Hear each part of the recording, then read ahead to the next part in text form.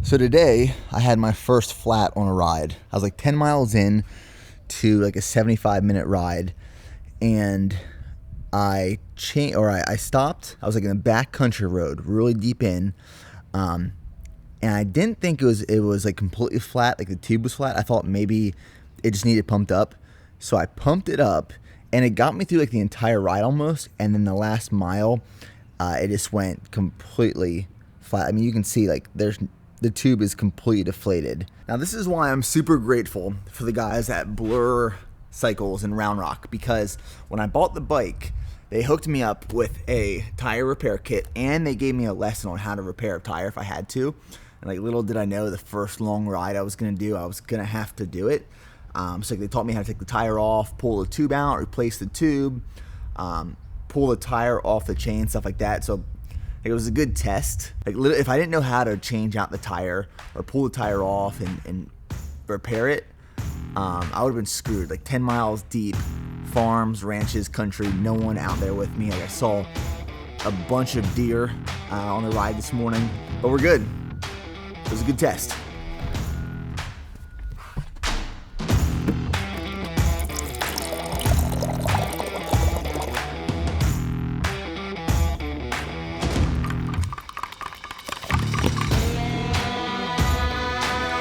Come here, Ryan. Come here. All right, so as you can see, Ryder got his first bad haircut. He was extremely matted, so they had to shave him down to pretty much nothing. And this is what's left. Absolutely nothing. You know, a lot of people will say that Texas summers are brutal and too much, but like me personally, my favorite time of the year. I love waking up when it's like already 90 degrees and start sweating a little bit, windows down on the highway, blue skies, sunny days, rocking out to like Whiskey Myers on the way to work. My favorite time of the year. I love the heat. Like, I love it. Love it.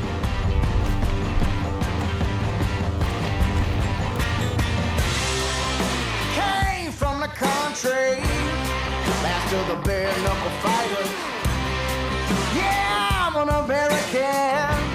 UET, silk diamond. I'm looking for land right now for Nick. That's my job. So we're kind of looking at Burnett and Lampasas County. So Lampasas has some good stuff, which is about an hour away from us.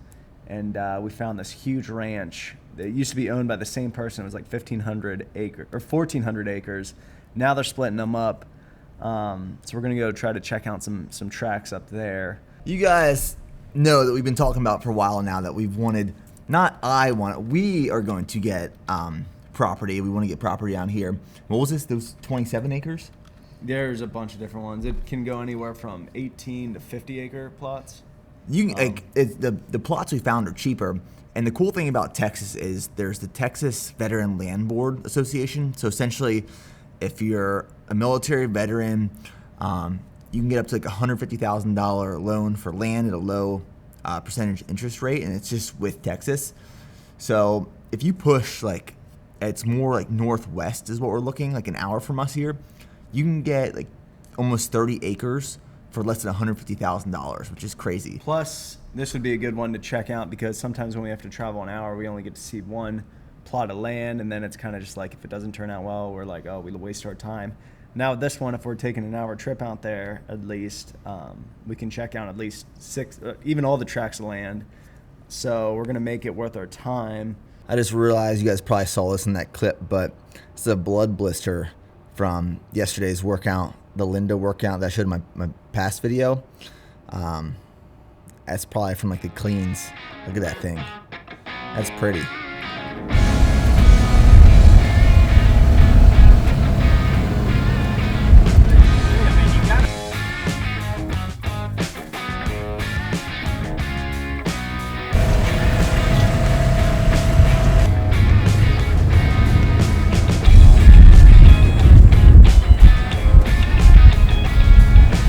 So we actually were able to go look at some of the plots of land that we were talking about earlier. We reached out to the guy. He was like, come on out here. It's about an hour and a half away. And we toured the property. I had very high hopes for this one, and I was kind of let down. So this one was It was a few plots. Each of them was like between 30 and 40 acres, priced really well, like $4,500 an acre about. But it was pretty far out there. It was covered in cedars, which, like, not necessarily a problem. You can clear the land, which costs a little bit of money. But it was like cedar everywhere. And there was a little bit of water that we could have probably dammed up for a tank and stocked that with fish or something. But at the end of the day, like, the property was nice. It just would have taken a lot to get it to the point where we want it and be able to build something. So to me, it wasn't worth it. So at this point, if we're going to move on a property, like, if I want to move on a property, it has to be perfect. And until that moment, I'm not going to spend money just to buy property. So we struck out again, but we learned a lot about a lot of stuff with a real estate agent. Wins and losses. So last video I talked about Team Trainiac, which I'm using for Ironman prep training. Give you a little bit of an example of how it works. So essentially I just put in like what days I want to do what workouts, and I did that working with Taryn.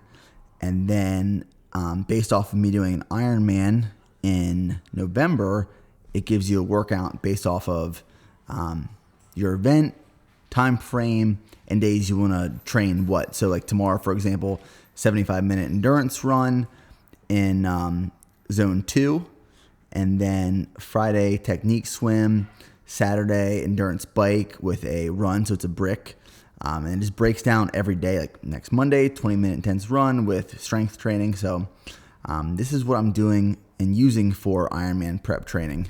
All right, I can never actually make this jump and hang up there. Let's see.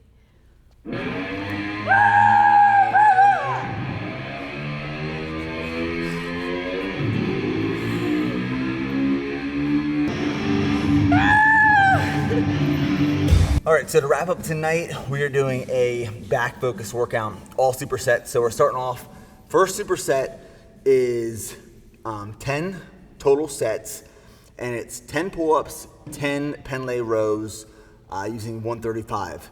So that's superset 10 times, so 100 reps total of each exercise. That's the first.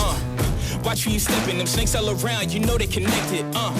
When I was a kid, my grandmama told me I can't go to heaven, so I stopped praying and asking for blessings and started preparing for my Armageddon. Got nothing to lose, I'm all in. Walking the edge, don't fall in. Enough of the lies, don't apologize. I don't understand, are you foreign? This is the place, this is the site. Grab all your people and log in. I'm waiting, don't care how long it's gonna take. Watching and waiting for that first mistake. Don't come up. So it looks like the blood blister decided to pop. And I was like, what is this?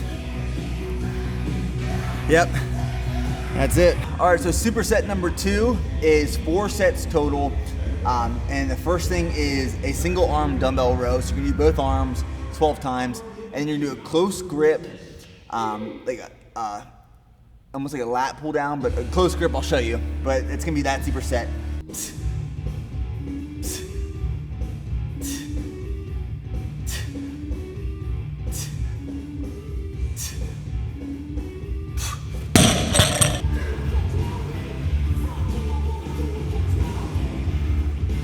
All right, so the third and last superset of this workout is gonna be 5 sets total, so 5 sets of the superset. The first exercise is gonna be low cable rows. My feet aren't braced on the pad, my feet are actually braced on the ground. And the second exercise is a neutral grip pull-up, as many reps as possible. Give me a second, I'm trying to select the appropriate weapon. Watch you stepping, them snakes all around, you know they connected.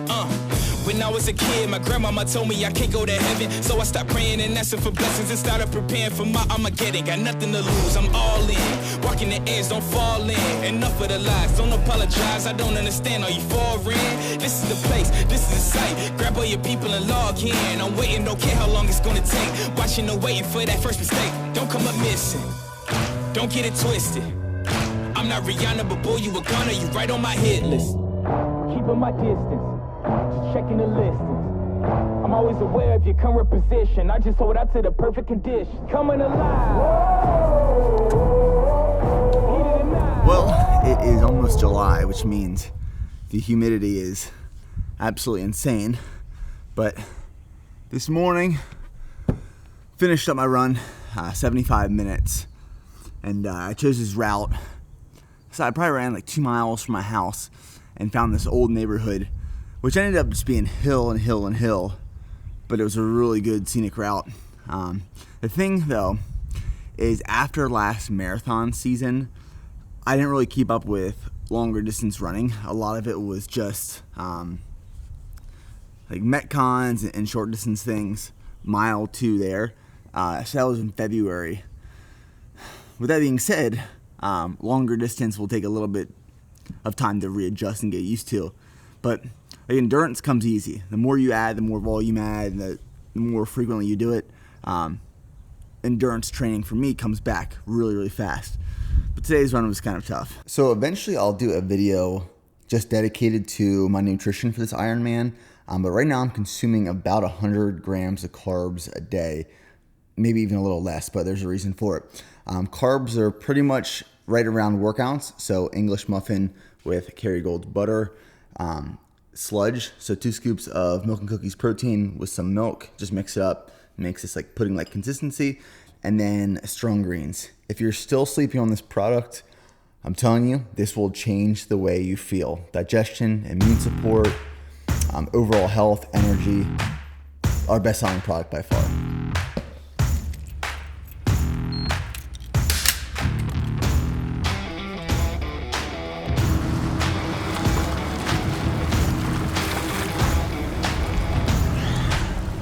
So I just decided to come down to the pool for a little bit to work on technique, because as I've said before, I'm not a swimmer. I never was a swimmer.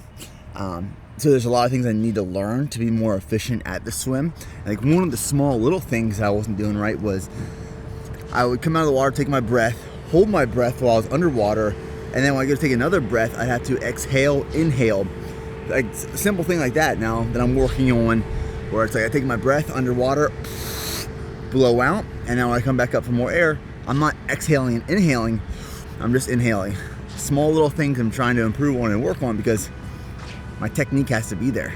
Something I was thinking about today on the run was, any amount of success that I've achieved, it's because I know how to learn how to do things and apply what I learned to accomplish my goals, essentially. So I wanted to build a business. I went online and I learned. I watched YouTube videos. I listened to podcasts. I researched. I talked to mentors. I wanted to run a marathon. I found a coach. I researched stuff online. I wanted to start a YouTube channel. I watched videos. I listened to podcasts. I learned how to edit. I researched things online. Like, I was willing and able to learn. That's the only reason. That's the main ingredient to how I've achieved any amount of success. And it's the same for this Ironman. I wanted to accomplish this, so I go online, I learn, I reach out to mentors, I talk to Taryn, I listen to podcasts, I watch videos, all these things, read books, because I'm willing and able to learn. And because that one ingredient that has worked on every other thing that I've accomplished, it's applicable to stuff like this. That's where a lot of people miss out on, man. It's you can do whatever you want to do. You have the resources. Everyone has the resources literally in your pocket all day. It's just, are you willing and able to try and learn and apply those resources to accomplish your goals? Think about that. There's nothing to it but to do it. See you in the next video.